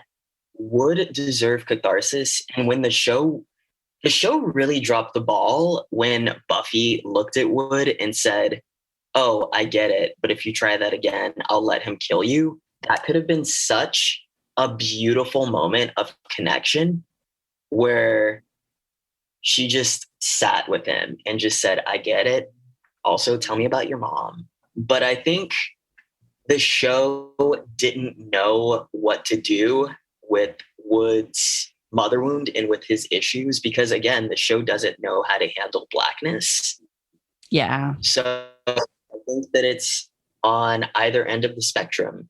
You either have people who are super obedient, like Kendra, who get killed for being super obedient, or you have people like Mr. Trick, who's in it for himself and then is punished for being in it for himself, So I think with Black characters, we never get to see them develop humility or discernment or to see them arc in a way. Once they've served their purpose for Buffy or any of the other characters, it's kind of like, oh, done. Now you're over there, which again feeds into the alienation of being one of few people who are a person of color in Sunnydale. Yeah, totally. I think it would have been really powerful if Robin was able to have the same kind of process that Spike had while he's getting beat up. Like imagine if Robin was like also beating him up, having like flashes, and then like coming to this resolution and then them making amends. Like imagine if they made amends. Right. It would have been so lovely if Buffy comes to pull them apart, but they're just talking or maybe having a beer. And Robin's like, yeah. Oh, that would have been so cool. And then for the rest of the series, they could be friends, or it could be like allies. Building that solidarity would have been a really great note to end the episode on. But again, we got to make the Black dude not know how to control his emotions and just very volatile when it concerns his trigger. Yeah, definitely. Thank you, Alba. Thank you, Charlie. Thanks, guys. Yeah, and there'll be a link in the show notes to hear a bit more of that conversation if you want to hear more than the segment that we popped in there. And, of course, information. You always know where to find Alba, but we'll put some information on where to find Charlie as well. And thank you both Alba's for having in that semicircular window over the main entrance of the high school, right? Usually. She's just on a constant loop reenacting Angelus and Jenny Calendar, yeah. Okay, so back into this fight that is back and forth between the flashback of this horrific fucking exchange between William and his mom, and then to the fight between Wood and Spike. This is the scene where Anne says to William, you actually will always be who you always have been, which is a limp, sentimental fool. So fool is used. Fool for Love was the title of the episode, where we like start really kind of like getting some idea about Spike before he was sired. Mm-hmm. Limp is literally the word that Nikki used at the top. And this is like this big braid of like, Spike's feelings about women are really fucked up and complicated. Cool. Meanwhile, back in the garage, Robin is getting into it. Yeah. Things are intensifying. There's some yelling. I was just thinking, I was saying like, oh, it's odd because it feels like in this pairing, Spike is generally the one that's shown to be way more emotional than Robin. But there's also, as somebody who, personally, I love to hold on to things and not say them or deal with them until they have reached a point of critical mass. And I can certainly relate to, well, you know what a cool guy I am. Being a cool guy for an extended period of time and then reaching a sort of point where I can no longer hold on to the thing. And it's just like... Yeah. So, I mean, obviously, Robin has been, forced to hold the reality of his mother's murder for, decades at this point. Yeah. So I think we can all this sympathize with where he's at. I agree. I think that this piece is done really well and also performed really well. Like his delivery of, is this what it felt like when you beat the life out of her, toyed with her, when you snapped her neck, is some really stunning acting that is happening. Yeah. And I agree with you. I think this does make sense. Robin's whole like loss of groundedness in reality is hard, but this moment, he has imagined this fucking moment, like you said, for decades, and it's happening right now. That's really overwhelming. And I really like this moment that they give to Wood. Yeah. Okay, then over in the cemetery, what am I supposed to think about this? Giles and Buffy are talking, and Giles is like, faced with the same choice now between, sacrificing Dawn to save the world or not. You'd let Dawn die to save the world, wouldn't you? And Buffy's like, yeah. I don't believe that. Me either. I don't believe enough has changed for us to, buy this. It just doesn't feel... true. She is being more strategic. She is working hard to put up emotional boundaries, but she has not been fully successful. Look at her relationship with Spike and how she is handling this within the space of this very episode, how she's handling Spike. She would never sacrifice Dawn.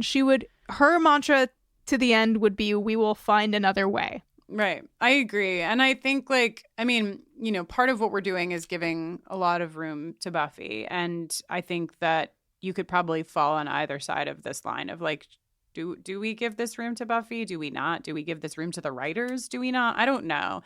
But I would say that one interpretation of this could be that sometimes when you don't know how to do a thing, you just follow a script. And part of me thinks maybe she's just following the script. She knows that what she's being asked to do is be someone who, and that's what's fucked up too. Why is she being asked to be the kind of leader that would kill her sister if it meant the greater good? Because she's not historically been asked to do something like that at least by her friends and family. But if she is being asked, if she is being told this is a war bigger than any war, this is unlike anything you've ever known, you have to act differently, you have to actually do these things this way and only this way, otherwise you'll lose. Maybe there's a space where she is saying, yes, I would, because she wants to believe that she can do the things that she's being told she has to do. But in actuality, I just think it's kind of poor writing and not in a line to line way, but just in a story way. I just don't think that this is where our characters would have gone. I don't think they would have actually gone this way. And yeah, that's a bummer. Then we go back to Robin's, and he's saying to Spike, "You never cared about anyone but yourself. You're all about the hunt." And this makes me feel like we're supposed to be thinking about Nikki here. Like, this feels like he is kind of having... Right. He's like projecting or whatever.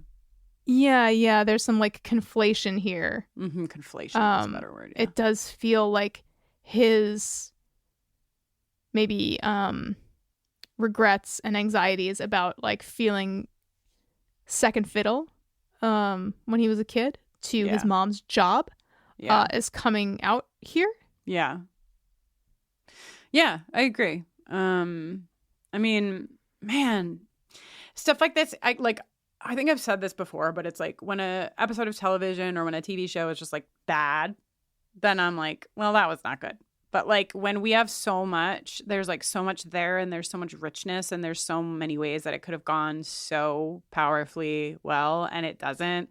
It is so disappointing to me. And that's like how I feel with all of this because like that is rich. This is rich. It's so fun. There's so much there. They have done so much groundwork to give us such a good fucking story. And I just feel like they shit the bed. Anyway. Yeah, it doesn't feel like as satisfying as it really could have. As it could have. And I mean, I love the jacket. The jacket does a great job throughout the episode. Spike's making a comment on the jacket. We know that he takes the jacket when he kills Nikki. Robin takes the jacket back right now. And by the end of the episode, Spike has the fucking jacket back on. The jacket does the job that the whole episode should be doing. Right. And I guess we still have a little bit more. I don't want any more of this flashback with Anne and with William. No. But this is fucking disgusting and awful. She is saying a lot of things about what she imagines her son wanted from her.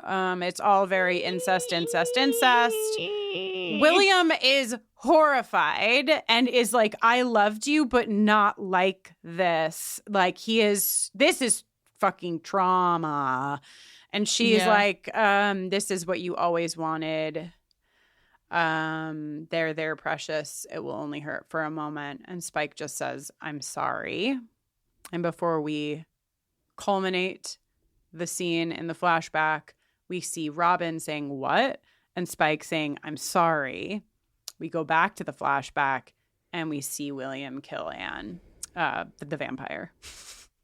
The vampire Anne. The Anne-pire, if you will. Oh, God. And then, oh no. Okay, so that is rough. Then back at Robin's, there's some really, really rough business that we have to wade through. Where, Spike is like in his head, but he's saying, I'm sorry out loud. And Robin says like, oh, an apology. Phew. What good is an apology? And Spike's like, I wasn't talking to you. And then Spike, real Spike, is back, present, and fighting back. Mm-hmm. And he says, I don't give a piss about your mom. She was a slayer. I was a vampire. Now, this is a thing that is true. Yeah. But does not need, just because something is true doesn't mean that you need to or should say it. Yeah. She knew what she was signing up for is a real choice of line as well. Wait, yeah, because as we know, all sheet? Slayers sign up for their duty. This is like very weird. This like turning Robin's loss into this like weird thing where like Spike is telling Robin that he is like misplacing his anger, like misdirecting his anger at Spike when really he should be directing his anger at his mother for putting her job ahead of him. Yeah, because the truth is, like, Robin should be putting his anger on the person that the vampire that Spike was. Like, that's a valid place for anger. And I think that in a healthy and restorative space, a conversation could be had where Robin could feel anger towards Spike before Spike had a soul and all of the fucking hurt and harm that Spike caused. And Spike could have room for the fact that those were bad things that he did, and that anger is worthy and is meant there, not at fucking Nikki. Like, that's the beautiful place that this episode could go. And instead, it's just, let's just blame Nikki. Get the fuck out of here. Get the fuck. I'm so mad. I know I'm not saying anything like genius. It's just I'm so fucking mad about it. Yeah. Then Robin's like, you took her away. She was all I had. She was my world. And Spike says, and you weren't hers. Doesn't that piss you off? Feels like there's a lot of Buffy crosstalk going on here. Now who's projecting? Now Hector who's Projector? Exactly. This name of this scene is actually Hector Projector. So Yeah. And Spike goes on to say, no matter how many people Slayers have around them, they fight alone. The rest of us be damned. Your mother was the same. And Robin says, she loved me. And Spike says, but not enough to quit, though, was it? This doesn't hold water. No. For me. No, I don't think it should hold water for anybody. Any of you. If you're listening to this, please do not allow this to hold water for you, because this is a bunch of bull. Yeah. You know who can't understand being a Slayer? Spike or Robin. A Thought by Jenny Owen Youngs. I think if Robin had been given the time that Spike has been given, Robin would actually get there. Spike should fucking understand a little bit more at this point. Spike I really should have gotten there by now. Yeah, I think Spike has had Well, he's plenty only of had time. a soul for like 5 minutes. Fine. So Spike tells Wood how he sired his own mom. She said some nasty things, but you helped me figure out that I had a mother that loved me back. I don't have to talk about it because I've already yelled about it Unlike you. What? Thank you. I was her world. Yeah. Fucked up. I just don't like. And this is really where it just comes back to the writers, because the writers have had, and I think we heard Charlie give voice to this in that little clip, like had no idea how to write the trauma that Wood had experienced. And so therefore just kind of didn't. The lack of that in this story, both in the story as we're shown it and also in Spike's awareness, because that is also written, is so glaring. Because Nikki clearly loved her fucking son desperately, deeply, was trying to literally actually save the fucking world while raising her small child with no support past her watcher, who was doing the job of both watcher and caretaker for both of them, and literally had no support either. Like, it doesn't seem like anyone in that fucking entire triad had support.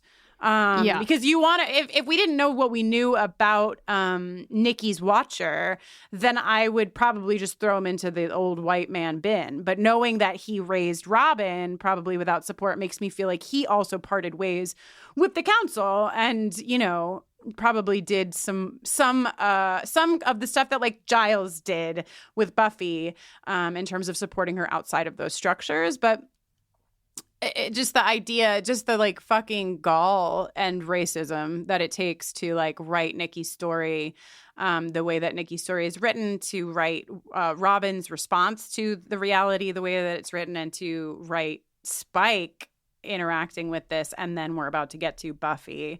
It's just not good.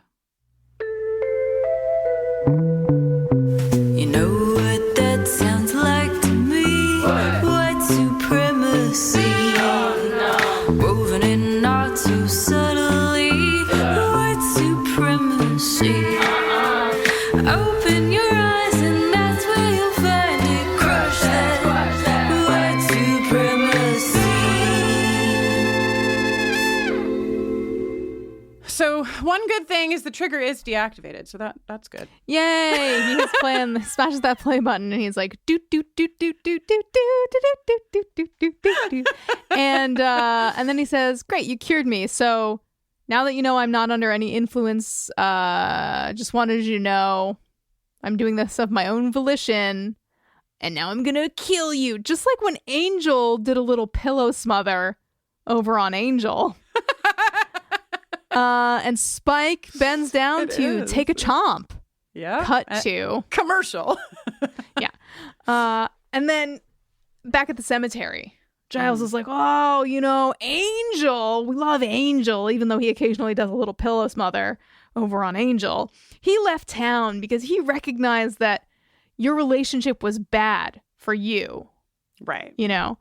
And Giles is like, what about what Spike did in the past? And Buffy's like, he has a soul. And then it all crystallizes in her eyes. Mm-hmm. And she's like, oh my God, you're stalling me and keeping me away from Spike. And she just kills the vampire that she's been having like a very prolonged and funny fight with for the whole episode, basically. And runs out of the cemetery to go to Spike.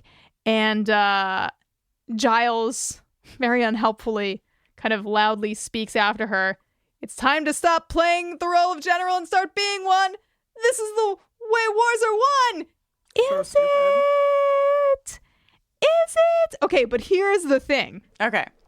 There is a deleted scene here at the very end, which I think would have provided a smoother transition, where Giles divulges to Buffy that he made a really hard decision when he killed Ben, who technically is an innocent, but, you know, Giles made the executive decision so that Buffy wouldn't have to, by the way, right, to kill him while he was weakened so that Glory could never come back through his body. Now, I have unearthed the script of this deleted scene, and Kristin and I are going to perform a dramatic reading of it. Ooh. Right now. Okay. Do you want to be Giles or Buffy? I think you get to choose, Jenny. You brought this to the table.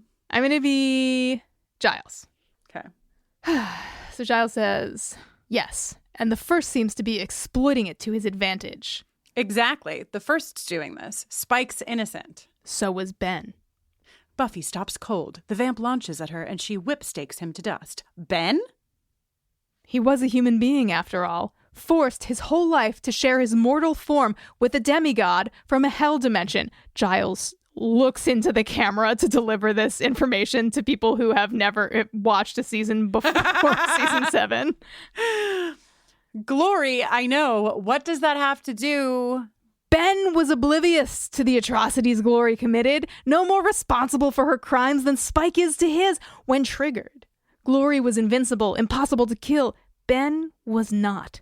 So after you defeated her, after you left Ben lying there, alive, I made a decision, one that you couldn't. Giles. I put my hand over his mouth, and as he struggled weakly, I smothered him, because it had to be done. He was a liability. And then we get, oh God, you've been stalling me, keeping me away. That's how it was meant to go. Yeah, and it packs more of a wallop and also just like really helps the believability of that realization. Yeah, coalescing. I agree.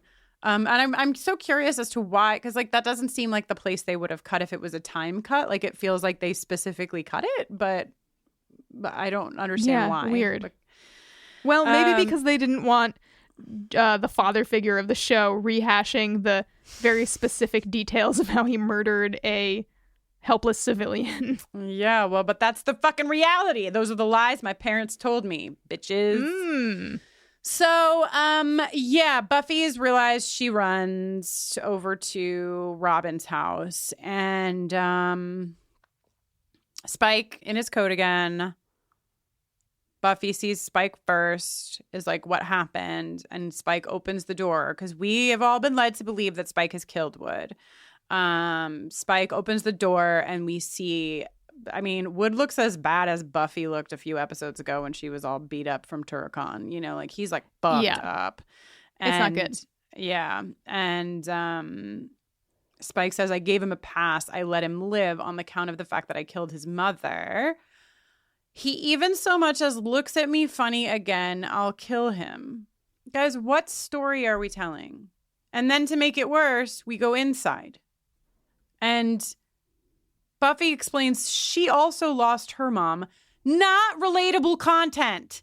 Not relatable content, Buffy. This is not just the Dead Moms Club. This is fucking his mom was murdered by Spike when he was a small child and he witnessed it.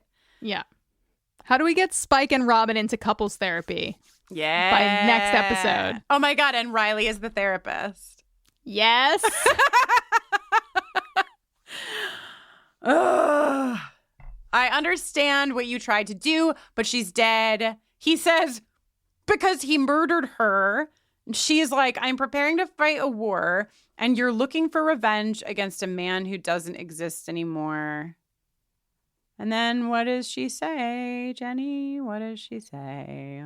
Oh, she says, Spike is the strongest warrior that we have, and we're going to need him if we want to get out of this alive. If you try anything again, Spike will kill you. And more importantly, I'll let him.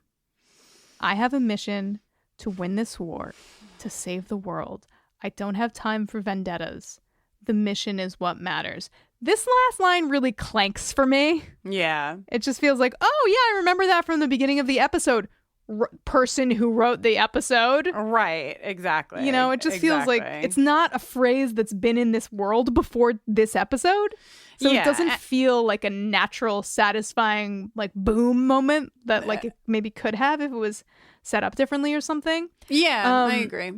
Here's the thing. Is there a winner in this episode? A winner, like, in, what do you mean a winner? Like, is there a Just character who got something good? No. I just think everybody's Willow really having a bad time. Willow got to leave, and that was good. And Willow also got to meet Fred, out which of is good. Sunnydale for a minute. It's like what Buffy is saying to Robin is all practical. It's just so harsh and kind of like goes back to her. I've been developing my really intense and harsh bedside manner as the General of Sunnydale kind of thing. Like, yes, Spike is a powerful, strong asset. And yes, they are going up against evil on a scale that they really can't conceive, you know? And yes, Robin is also a powerful fighter. And like, yes, we want everyone on the side of good fighting this evil, regardless of interpersonal. You can kill each other after we save the world, boys. Don't make me turn this apocalypse around. You know? That being said, I feel like Robin is just like robbed by everyone. In this episode of like the validity of losing his mom and Spike being responsible. I agree.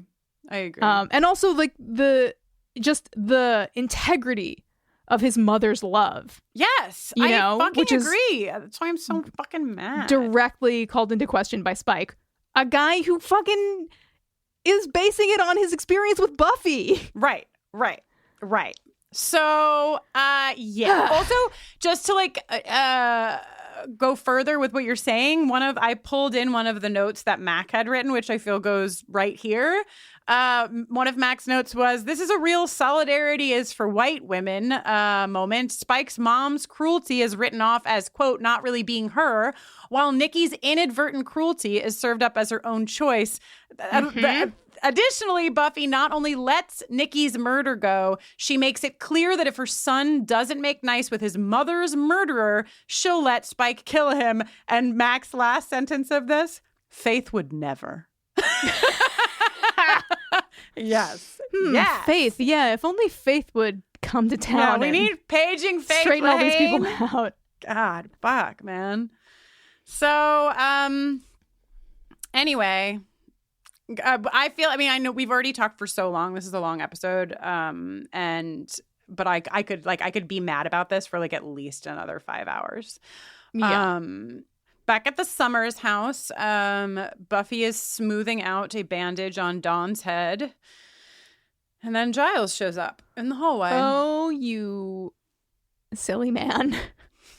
Rolling in like, hey, I totally understand. must be that you're mad at me. And she's like, bitch, he is alive.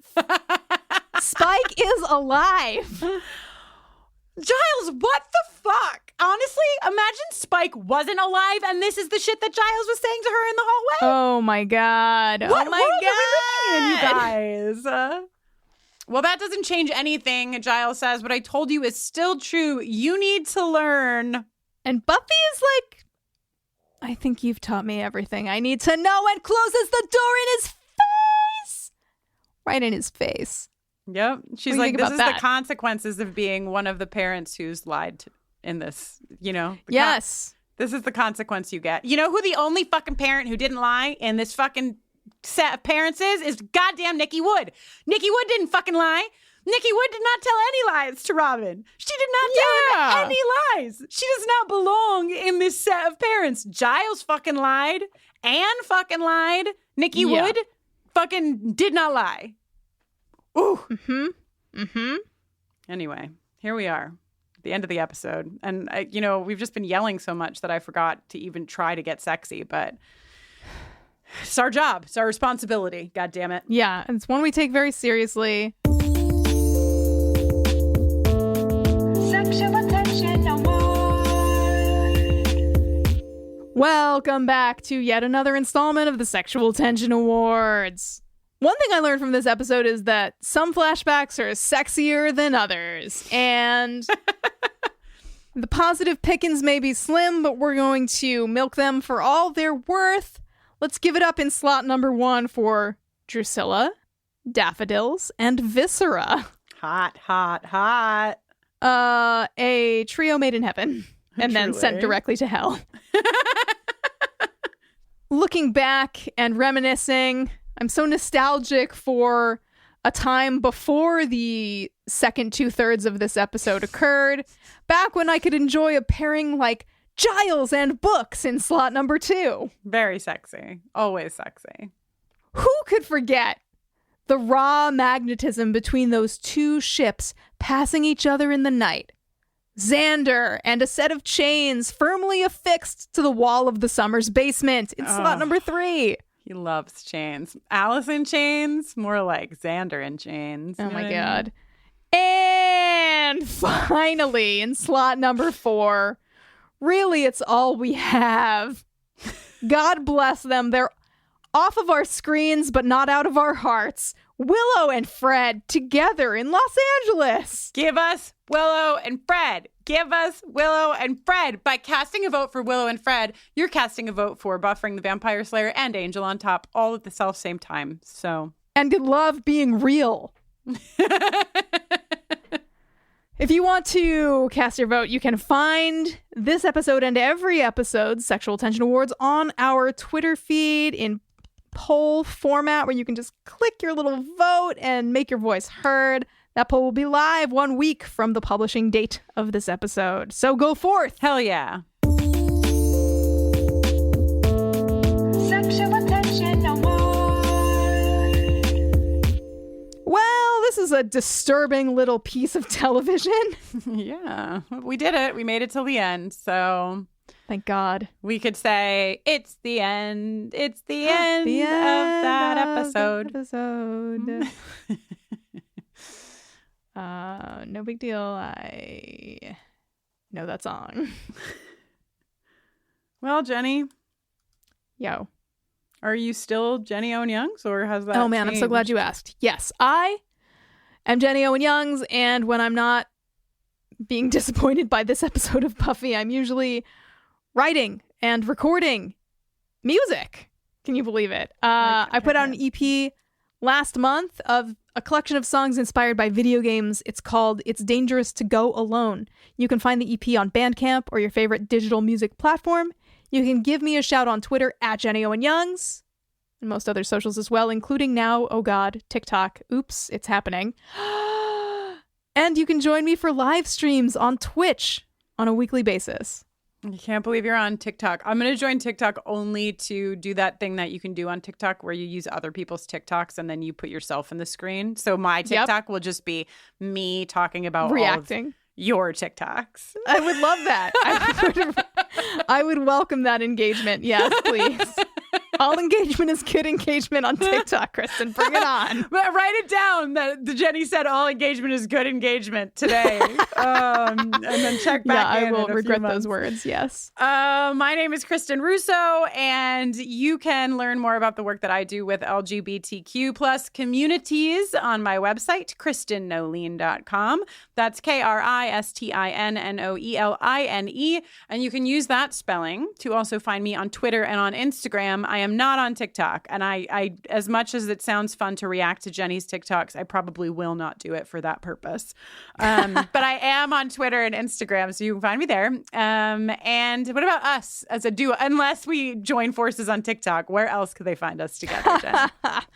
Buffering the Vampire Slayer is on Twitter, Facebook, and Instagram at BufferingCast. Or you can drop us an email at bufferingthevampireslayer@gmail.com. You can support the work that we do here by going to Patreon, patreon.com/bufferingcast, or just go to our website and click on Patreon. Join the fam. We have so much going on, so much, literally so much. There's like a podcast every fucking day these days, or a live watch. There's something happening. It's a Buffy Summers. You know what I mean? It's a cool Buffy Summers. Anyway. What else, Jenny? This episode was produced by Kristin Russo, Jenny Owen Youngs, and Alba Daza, with support from our consultant, Mackenzie MacDade. It was edited by John Mark Nelson. And till next time,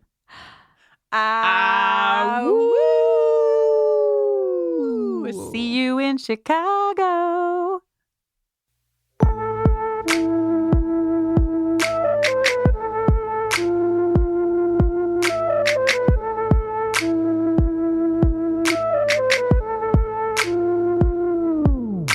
The mission, it's all about the mission. I have to save the world.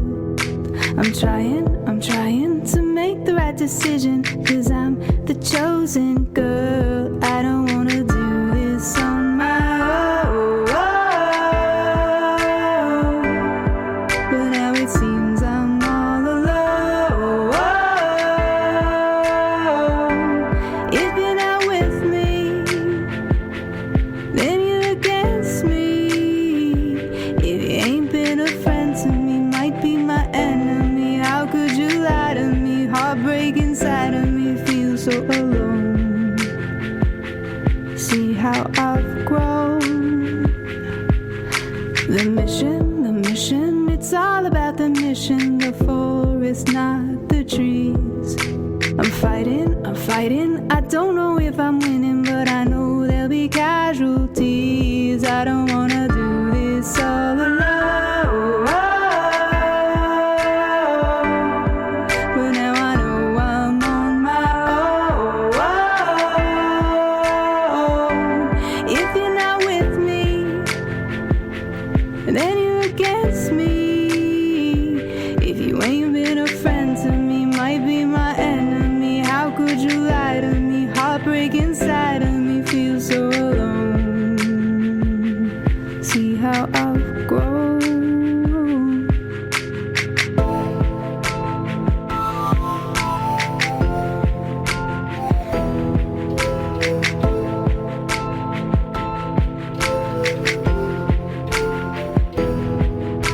The mission, it's all about the mission. I have to save the world. I'm trying to make the right decision, 'cause I'm the chosen girl.